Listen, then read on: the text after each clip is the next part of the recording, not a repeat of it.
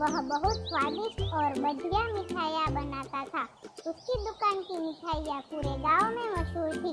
आसपास के गांव वाले भी उसकी दुकान पर मिठाइयाँ लेने आते थे।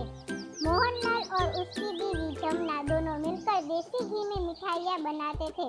उसकी वजह से मोहनलाल की बिक्री अच्छी होती थी और शाम होते होते सारी मिठाइयाँ बिक जाती थी।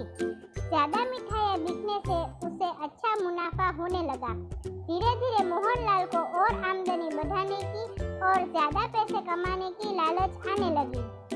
एक दिन मोहनलाल के मन में और पैसा कमाने की लालच में एक तरकीब सोचता है और दूसरे दिन शहर से चुम्बक ले आता है। अगले दिन जब वो दुकान पर जाता है तब वो चुम्बक के टुकड़े अपने तराजू के नीचे लगा देता है। एक आदमी मोहनलाल से 1 किलो लड्डू लेने आया, पर तराजू के नीचे चुम्बक होने की वजह से मोहनलाल को इस बार और ज्यादा मुनाफा हुआ।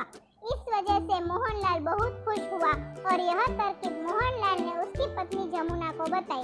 जमुना को यह तरकीब अच्छी नहीं लगी और उसने मोहनलाल को समझाया कि ये अच्छा नहीं है, हमें पैसे कमाने के लिए ऐसा कुछ नहीं करना चाहिए।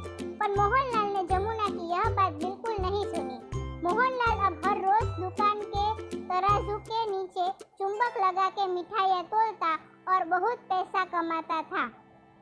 एक दिन मोहनलाल की दुकान पर कबीर नाम का एक आदमी 2 किलो लड्डू लेने आया। मोहनलाल ने चुम्बक वाले तराजू में रोज की तरह लड्डू तोल दिए। कबीर ने जैसे ही लड्डू की थैली उठाई उसको लड्डू कम लगे, इसलिए कबीर ने मोहनलाल को लड्डू फिर से तोलने को कहा, पर लालची और घमंडी मोहनलाल ने उसको धुतकार कर निकाल दिया।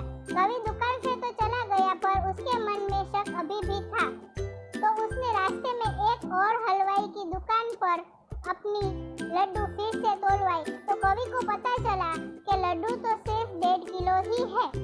कवि को समझ में आ गया कि मोहनलाल के तराजू में कुछ गलत है।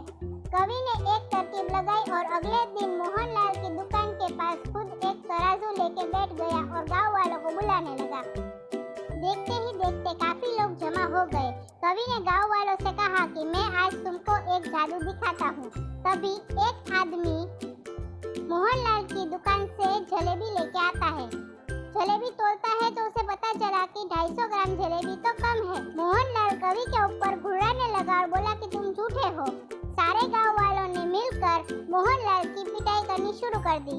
मोहनलाल को बहुत पछतावा हो रहा था, पर अब पछताए होवत क्या, लालच बुरी बला होती है।